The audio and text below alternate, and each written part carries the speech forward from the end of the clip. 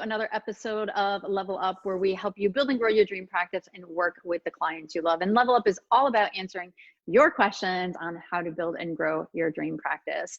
Today's question comes from Heather Olson. Heather asks, how do I not look cheesy in professional photos? So interestingly enough, Kate and I love taking photos, so we're here to give you a whole bunch of tips. But before we dive into your question, yeah, we just want to say thank you so much to TherapyNotes for sponsoring this series and being such a great source of support for Startup Nation.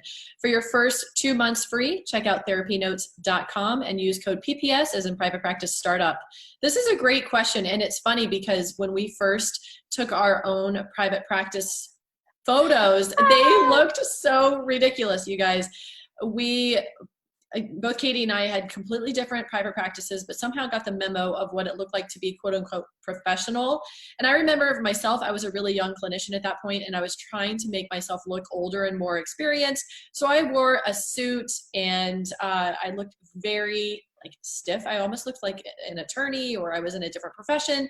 And it's funny because Katie did the same thing. So we would recommend to not look overly professional. Look like yourself, and try to present yourself in a way that's authentic. So you're not looking one way and then you show up for session in a completely different way when people actually see you. You want to look like how you're going to show up for people. So think about, go ahead.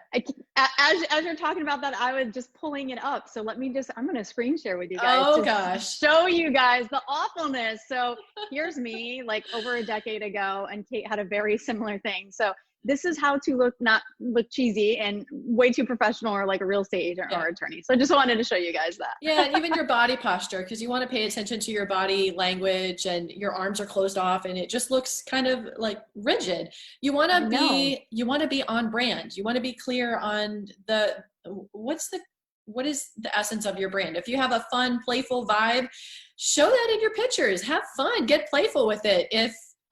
If you work with kids, maybe your outfits are going to be much more colorful, or you'll have some shots of photos of you working with kids with fake clients, or you're getting down on their level. Or if you work with equine assisted psychotherapy, then you've got pictures with horses. Whatever your brand represents, however, think about how you can show up authentically. What do you want to add? Yeah. No, I love that. Like, showing up authentically is very important, and also really working with a great photographer who's going to get you out of your own head.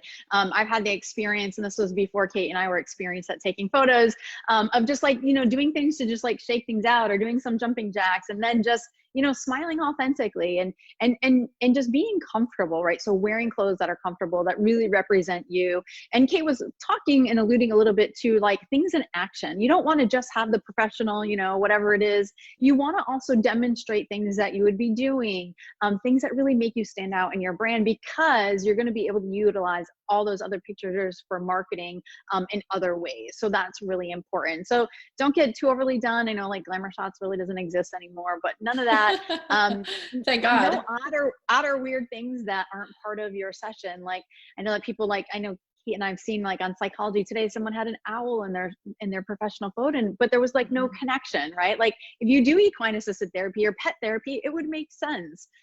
So add those things that are uniquely you, that really showcase who you are and what you do. Be comfortable, be authentic. And you know what? You can always do photos again. It doesn't mean you have this photo for the rest of your practice. So absolutely. It's good to take new photos about every year or so, just so you have some diversity of stock of images for your marketing. And what I was going to say was, you don't even have to work with a professional photographer to start. Your phones and the updated phones, the most recent iPhones and Androids, they take amazing quality pictures. As long as you have good lighting and it looks professionally done and it's high quality, you can use your phones or have someone do a photo shoot with you if you can't quite afford your own professional photographer yet. But it's always great to work towards that. And when you can afford to work with someone who is skilled and knows how to take the really great quality pictures, definitely do so. And if you guys are finding this series to be helpful, we would love to be able to answer your questions. Look for the Ask Us post every Tuesday in our Facebook group, and we're happy to get your questions answered. Also, if you're struggling or feeling stuck with your practice and you really need help to help fill your practice with clients you love and live that dream lifestyle, we are here to help. We have our private practice marketing e-course. It is a self-study program and available 24/7 on our website. And we release the coaching and e-course program several times a year. So definitely look out for those. And in the meantime, you guys got this. And we'll put that in the resources section for you guys for easy access. And we'll see you on the next level up. Take care, everybody. Bye, everybody.